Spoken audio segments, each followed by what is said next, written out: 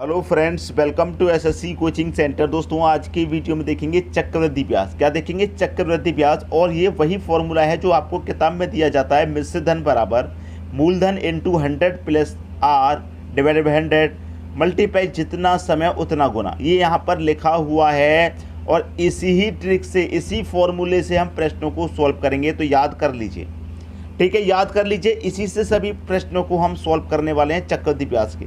ठीक है, चलिए स्टार्ट करते हैं। प्रश्न देखेंगे। अगला प्रश्न है 5,000 रुपये का 20% की दर से 2 वर्ष का चक्रवृद्धि ब्याज ज्ञात करो।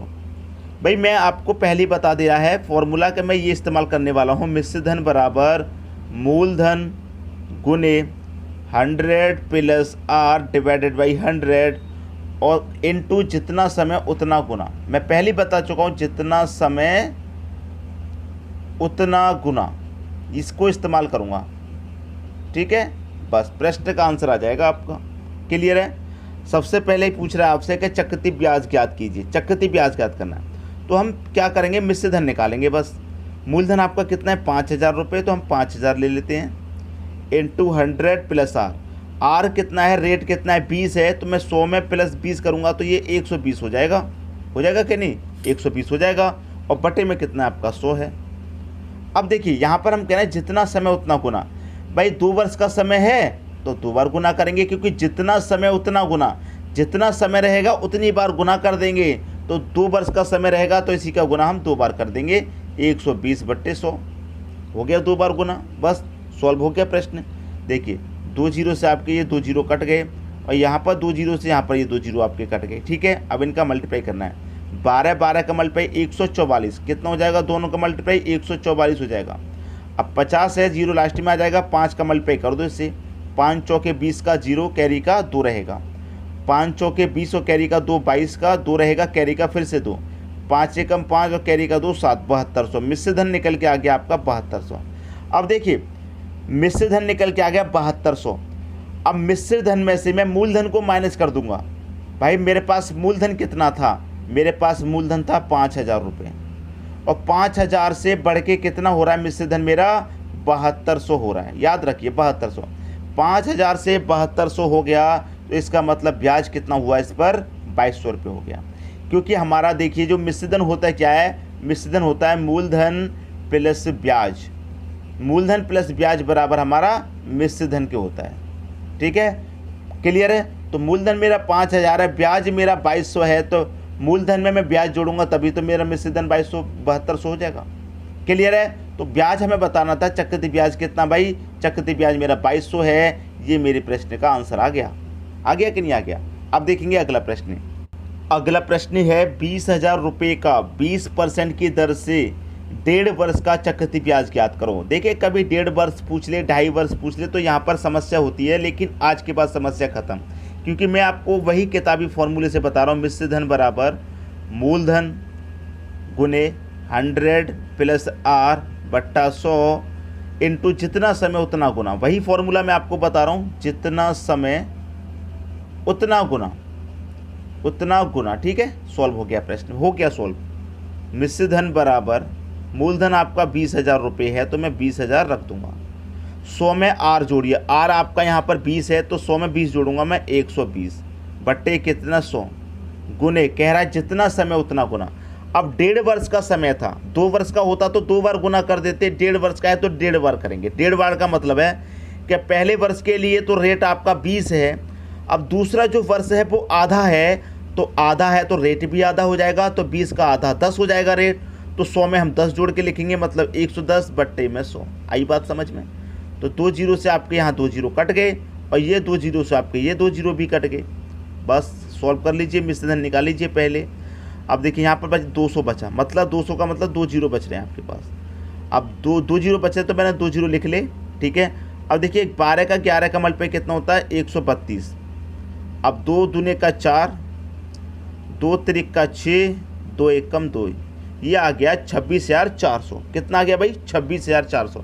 अब 26,400 में से आप माइनस किसको कर देंगे? मिश्र धन को कर, मूलधन को कर देंगे ना भाई। 20,000 जो है उसे माइनस कर दो आप। तो 26,400 में से 20,000 को माइनस कर दिया तो बचा कि आपके पास 6,400 बचा। ये आपका ब्याज हो गया। 6,400 आपका ब्याज हो गया और यही आंसर है क्योंकि ब्याज ही आपसे पूछ रहा है। ठीक है भैया, राशि आपकी 20,000 थी और 20,000 से हो कितनी गई, 26,400 हो गई।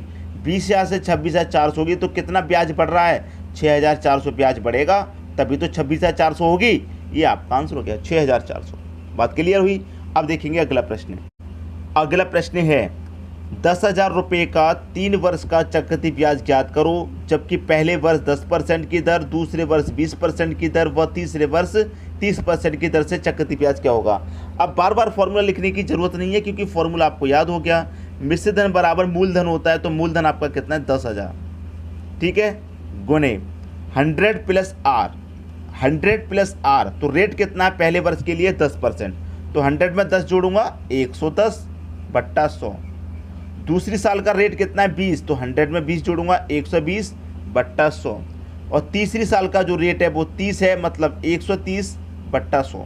ठीक है, सॉल्व कीजिए। 2 जीरो से आपके ये 2 जीरो कट गए, ये 2 जीरो से आपके ये 2 जीरो कट गए, और ये वाले 2 जीरो से आपके ये वाले 2 जीरो कट गए। क्लियर।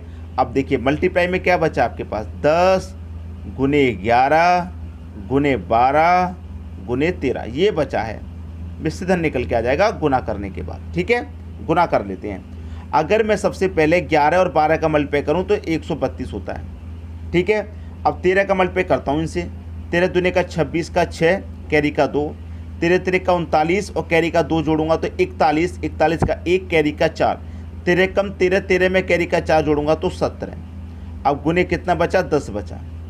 ठीक है, मिश्रित धन निकल के आ गया। भाई 1716 का मल्टीप्लाई 100 कर दो तो ये 1716 ही रहेगा।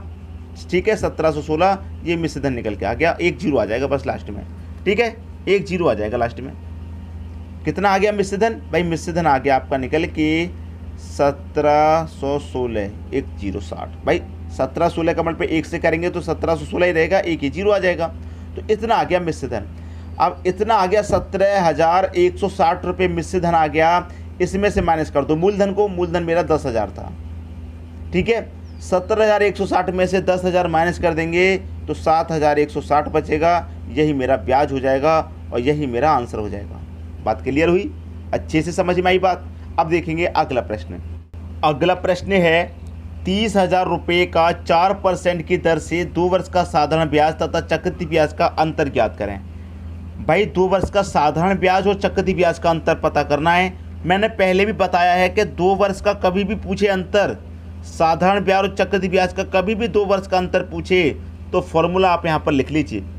डिफरेंस पूछ रहा है ना, डिफरेंस बराबर PR का स्क्वायर बटे में 100 का स्क्वायर। हमेशा के लिए याद कर लीजिए। 2 वर्ष का निकालेंगे तो प्रिंसिपल आपका 30,000 है, तो 30,000 आपको यहाँ लिखना है। ठीक है, 30,000 लिखना है। इनटू रेट कितना है आपके पास, 4 है, और रेट का स्क्वायर हो रहा है तो इसका मतलब मैं 4 का स्क्वायर कर दूंगा 16 बटे में 100 का स्क्वायर। 100 का स्क्वायर होता है 10,000। ठीक है, बस सॉल्व कीजिए। 1 2 3 4 से 1 2 3 4 जीरो कट जाएंगे। 16 तिरक का कितना होता है, 16 तिरक का 48। 48 तो डिफरेंस कितना आ गया भाई, 48 का आ गया। ये आपका आंसर हो गया। याद रखिएगा, कभी भी 2 वर्ष का चक्रवृद्धि ब्याज साधारण ब्याज का अंतर पूछे तो ये फॉर्मूला होता है 2 वर्ष के लिए। क्लियर है। अगर 3 वर्ष के लिए पूछेगा तो वो भी मैं आपको बताऊंगा कैसे सॉल्व करना है। अब देखते हैं अगला प्रश्न। अगला प्रश्न है 8,000 रुपये का 20% की दर से 2 वर्ष का साधारण ब्याज तथा चक्रवृद्धि ब्याज का अंतर ज्ञात करो। भैया 2 वर्ष का अंतर पूछ रहा है, साधारण ब्याज और चक्रवृद्धि ब्याज का। अभी बताया 2 वर्ष के लिए क्या रहेगा, डिफरेंस बराबर PR का स्क्वायर बटे में 100 का स्क्वायर। डिफरेंस बराबर प्रिंसिपल आपका 8,000 है तो 8,000 लिख दीजिए। रेट, R का मतलब रेट, रेट कितना है 20, मतलब R का स्क्वायर है तो मैं 20 का स्क्वायर करूँगा 400 हो जाएगा, बटे में 100 का स्क्वायर 10,000 हो जाएगा। 2 जीरो से पहले ये 2 जीरो कटा लो और 2 जीरो से पहले ये कटा दो। अब कर लो मल्टीप्लाई, 8 चौक 32, 1 जीरो था 320। डिफरेंस कितना निकल के आ गया भैया, 320 का निकल के आ गया। 320 आपके प्रश्न का सही आंसर है। कितना, 320 आपके प्रश्न का बिल्कुल सही आंसर हो गया। क्लियर हुई बात। अब देखेंगे अगला प्रश्न। अगला प्रश्न है 20,000 रुपये का 10% की दर से 3 वर्ष का साधारण ब्याज तथा चक्रवृद्धि ब्याज का अंतर ज्ञात करें। आप पूछ रहा है दोस्तों 3 वर्ष का, 2 वर्ष का तो पढ़ लिया, अब 3 वर्ष के लिए क्या फॉर्मूला रहता है इसे भी नोट कर लीजिए, क्योंकि आपको मालूम है एग्ज़ाम बहुत नज़दीक है। ठीक है, डिफरेंस बराबर पी आर का स्क्वायर बटे में 100 का स्क्वायर। आप कहेंगे सर अभी अभी ये 2 वर्ष के लिए बता रहे थे आप, अब 3 वर्ष के लिए भी यही लिख दिया।